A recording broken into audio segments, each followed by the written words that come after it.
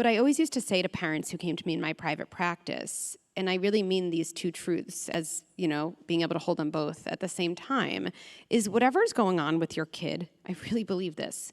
I really believe it is not a parent's fault. I fully believe that. I also fully believe that as the leader of our family system, it is our responsibility to think about how to shift things in the system so our kid can learn what they need to learn and probably shift out of this kind of difficult stage they're in. It's not our fault, and it is our responsibility. And I think when our kid is struggling, it's so easy, for me too, right, with my kids, to go into what is wrong with me or what is wrong with my kid mode. Right? It usually sounds like, why is my kid the only kid who doesn't join, soccer class, and what's wrong with them? And then we fast forward, they're never gonna have any friends, and they're never gonna be invited to anything, right? Or we go into why haven't I given my kid confidence? And what's wrong with me?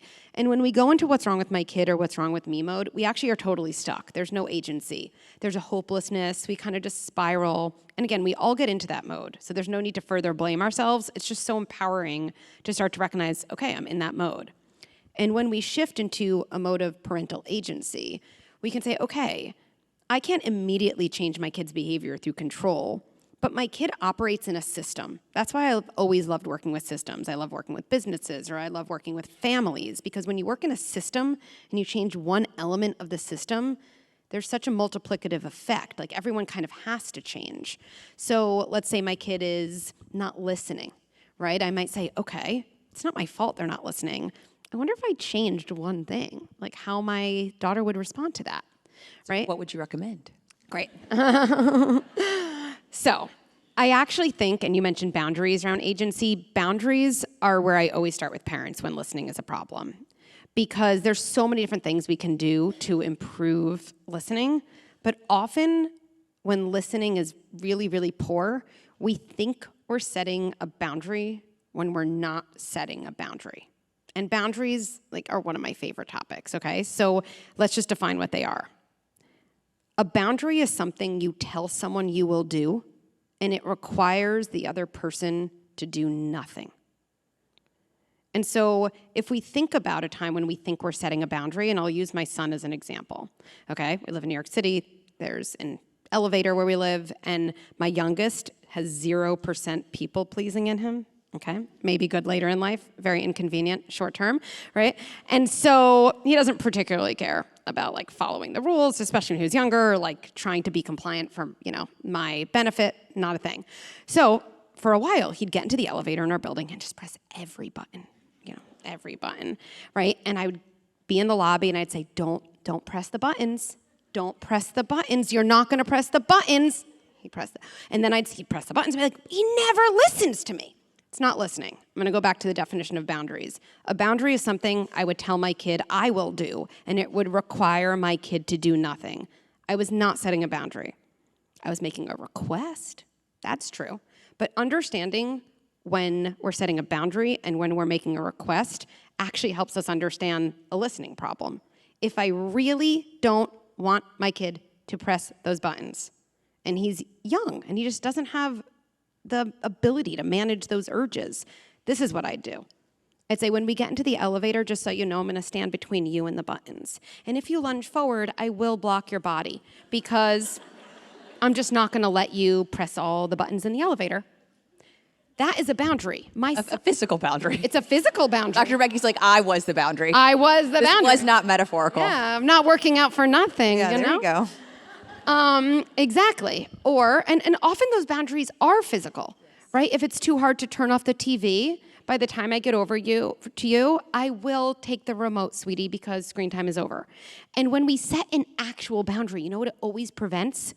Let me have the remote. Let me have the remote. I asked you for the remote. I asked you for the remote. Why don't you give me the remote? And then we say, forget it. No screen time tomorrow. And then we're the only one who suffers from that decision and make up a million reasons that we're well, I said no screen time, but I guess I didn't say no iPad, so you can have iPad. It's the randomest stuff, right? Because actually, I just didn't do my job in the beginning of setting a boundary. And so when we come back to the agency, I think agency can almost be confused with, fault Again, it's not our fault. It's actually, I find it very empowering as a parent to say, if things are off with my 6-year-old, like, I can't wait for my 6-year-old to have a moment of clarity for my life to get better. Like, I don't know if you're willing to make that bet. I'm not willing to make that bet.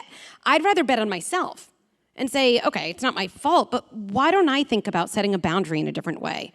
Maybe my 6-year-old needs 5 minutes of my time without my phone in the room just to feel more connected to me. And it's not that I didn't do that in the past, which made him be a bad listener. It's just I have the opportunity to do it now, and then things can get more pleasant for all of us.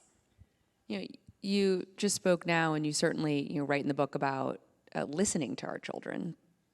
In our family, and this will probably surprise no one in the audience once I explain kind of how we explain when we listen to our children in our house, in that we say to our children, sometimes we're really going to make family decisions, and everyone is going to have a voice, and we're going to figure out kind of what we want to do together. And sometimes our family exists in a dynamic where you have a voice but not a vote. Because while we believe in democracy, this family is not actually a democracy.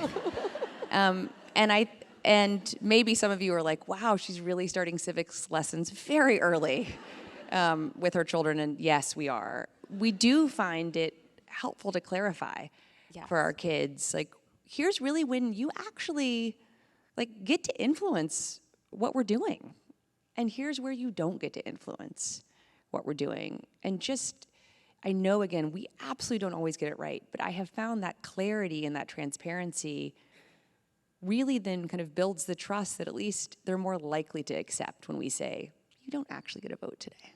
And I think it's so beautiful and so important. I want to kind of expound on that a little bit. It's really important that our kids feel our authority in moments. And sometimes our authority involves making decisions together, and sometimes it doesn't. And I think an example of this, right? Like, imagine being on a plane, okay, and you're a passenger, and there's some situation out there we don't fully know about because we're not the pilot, some weather pattern. And imagine your pilot getting on the speaker, okay, and saying, we're not going to be able to land in Los Angeles. We have to make an emergency landing in Denver. And I'm sorry that's inconvenient. Is that okay with everyone? Someone doesn't want me to do that. They really, okay, let me reconsider.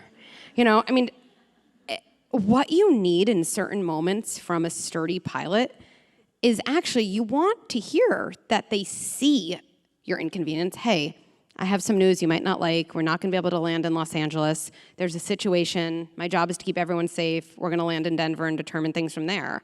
And then if people protest and you hear other passengers saying, what? I don't think it's that bad. Think about how disturbing it would be to hear the pilot change course because someone's upset, right? It really would be. What you want to hear is some version of, I hear some disgruntled passengers back there. I'd feel that way too. And I'm going to get off the loudspeaker now because I'm going to make sure we land safely and we can talk about it more on the ground. And our kids actually really need that from us. There are definitely times for collaboration, right? Maybe you're picking between 2 TV shows and you're like, I really don't care. But there's other moments at different ages where we say to our kid, and this is one of my favorite lines, I've already said it, but I'll kind of encapsulate it again. My number one job is to keep you safe. And I say to my kids all the time, what do you think matters more, keeping you safe or keeping you happy?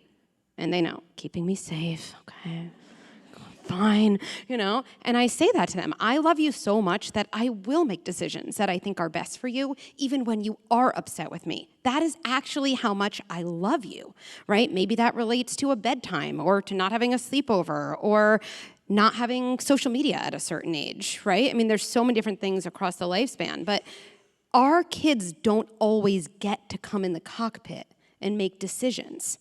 And even though a passenger on a plane having an emergency landing might not say to the pilot, thank you so much for your sturdiness and landing our plane where it needs to be landed, I think we all know we are grateful for a pilot who knows when it's time to do their job. And I think that's really, really important for us to keep in mind as well.